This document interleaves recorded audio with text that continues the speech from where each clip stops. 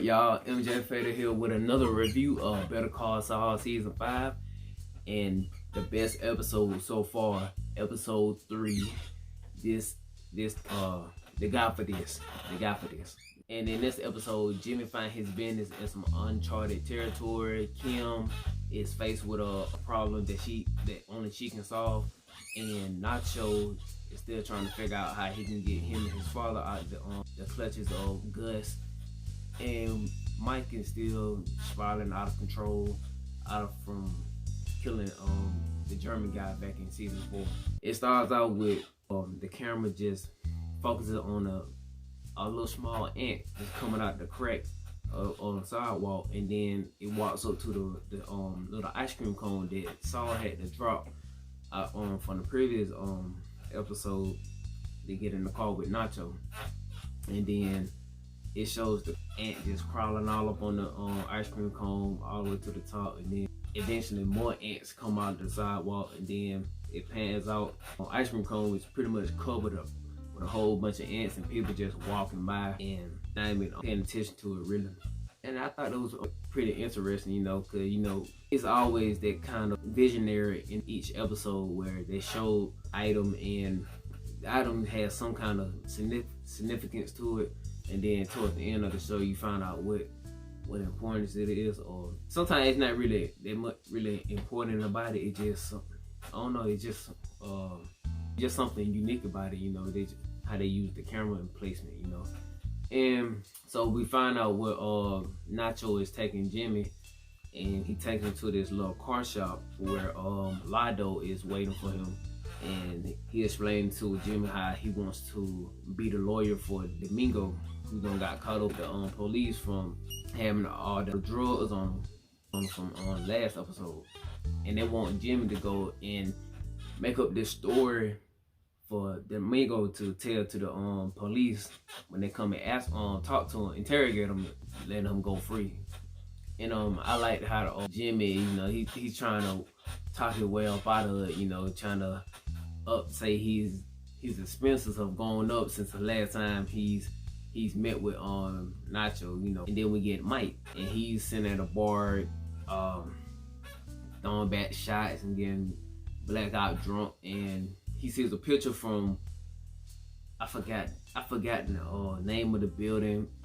It's some kind of architectural building. One of the German guys, I think he helped build it, or his father built it, whatever, and it was very important to him. And when Mike sees it, he tells the bartender to take it down, and he's getting very aggressive with him, And the bartender like, wait man, why you getting all aggressive for, man? Like, I know you drunk, but you acting out of character right now.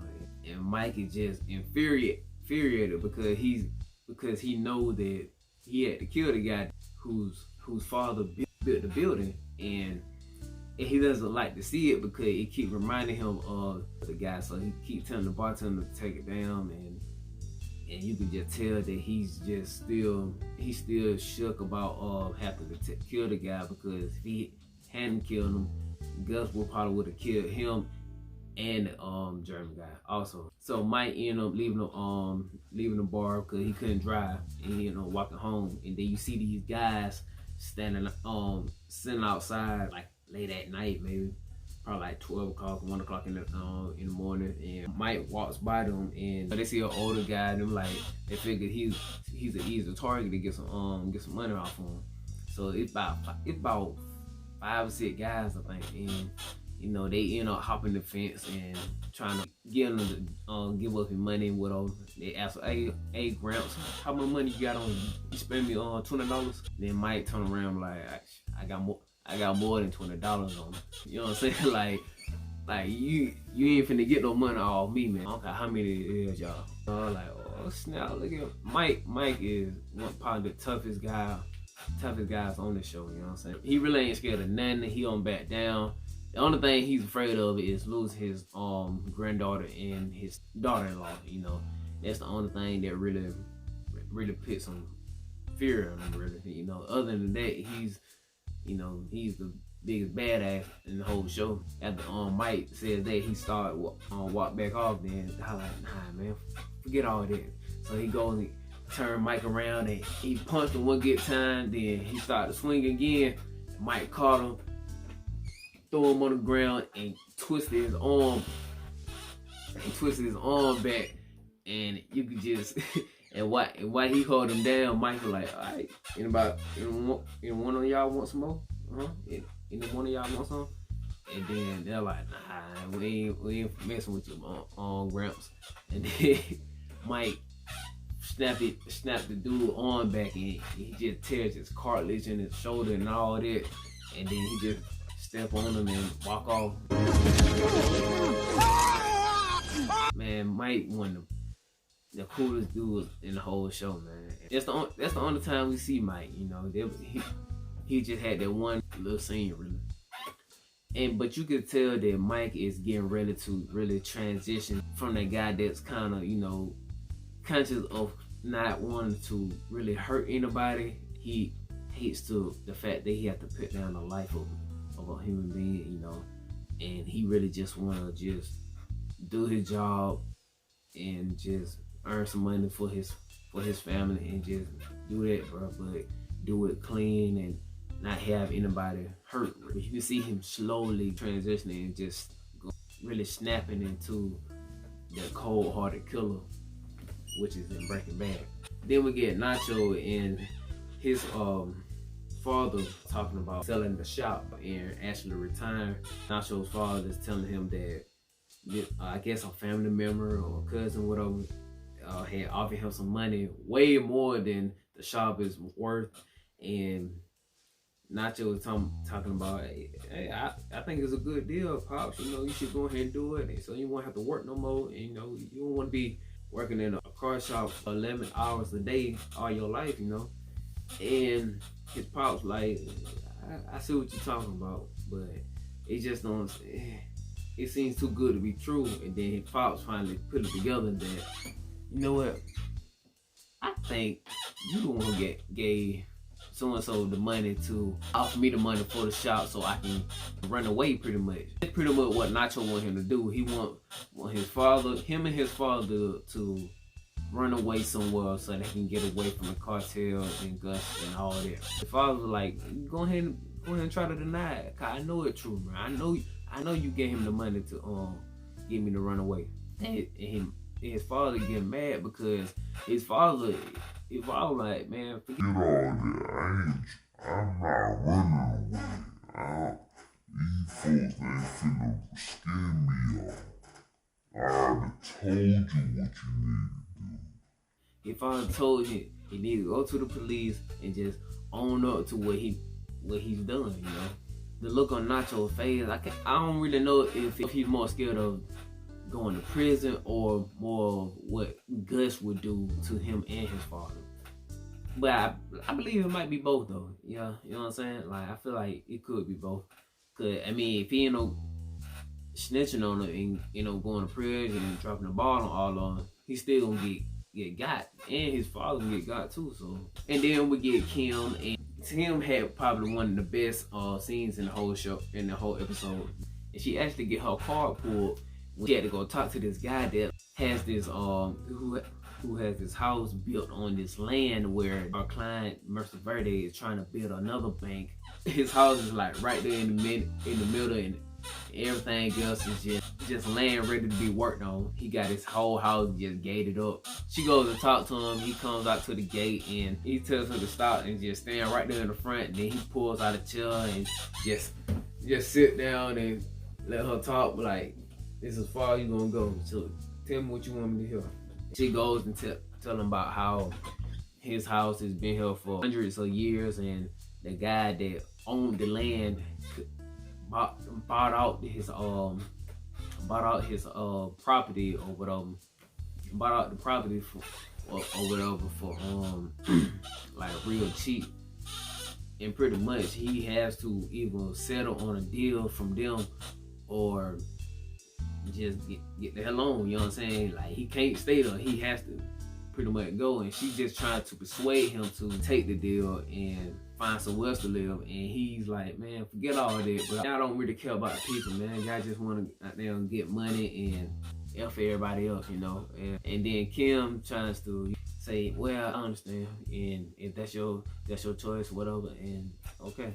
And then he calls her out on it and tells her that she tried to act all high and mighty, but she really just like them. And she shows him all these houses that he can choose from, and he'll have the land for himself and had a house for himself, and he can stay there for forever, you know what I'm saying? When he doesn't really take the bait, she goes into this sap ass story about how she was a little kid and how her parents never had a home and always jumping house from house, and well, they never had a house. They always jumped from apartment to apartment, and they never had a stable home.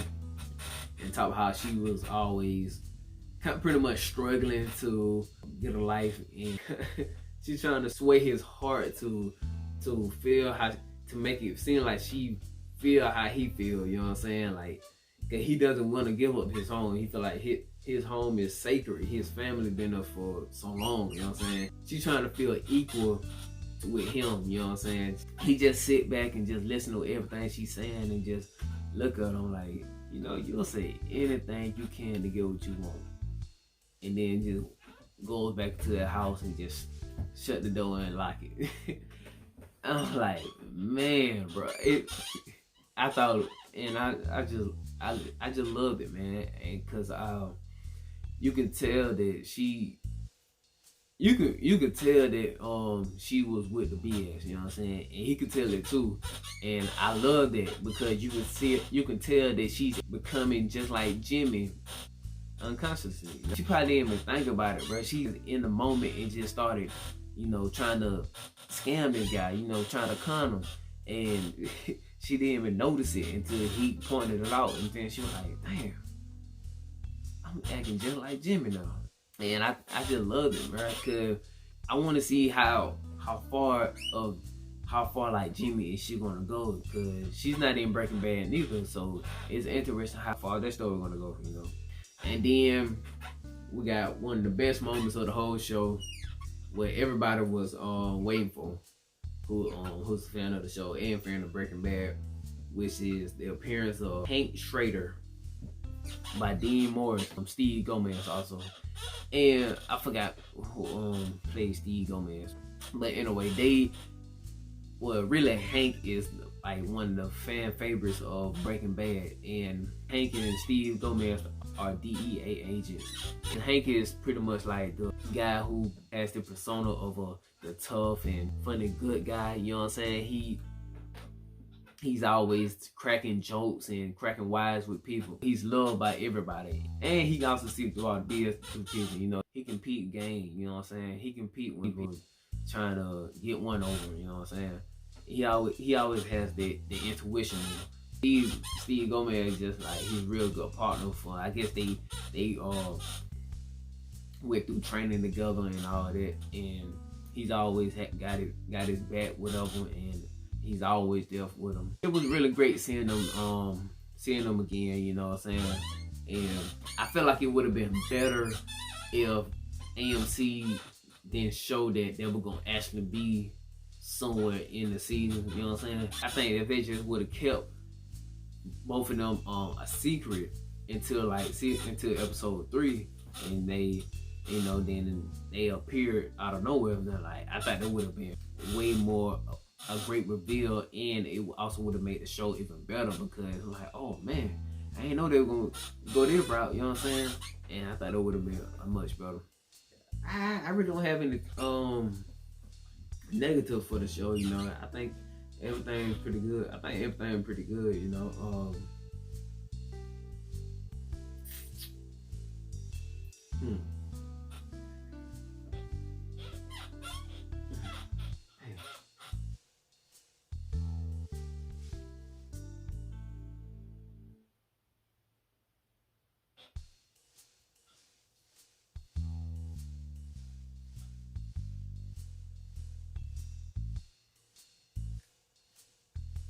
I don't really have any negatives for the show. I mean, I have a couple of ones. I think I would have liked a little bit more Mike in the show. You know what I'm saying? I think it would have been better to have a little bit more Mike. You know, But other than that, it was a really great episode. One of the best episodes from season 4 and season 5, really. And man, I'm ready for episode 4 now, man. And I feel like episode 4 gonna be a real good one. And I would rate this episode a 4.7 out of 5. Yeah, 4.7 out of 5. Hey, like and subscribe to this channel. Like this video. Hit the notification bell to get notified whenever I post a video. Also, like, whenever y'all watch the video, like it. Like, comment down below, man. Tell me what y'all like. If y'all like the what y'all liked about it, bro. And tell me how y'all feel about the show, how y'all feel about the review and all that. And just tell me anything, really, bro. Just tell me how y'all feel about me, about my channel and all that. And yeah, bro, just keep supporting your boy, you know. And yeah, man. Also come back next week for the review of episode 4's Better Call Saul season 5, man. And yeah, man, y'all be easy, man. Appreciate the support and all that, and I love y'all, man. Peace.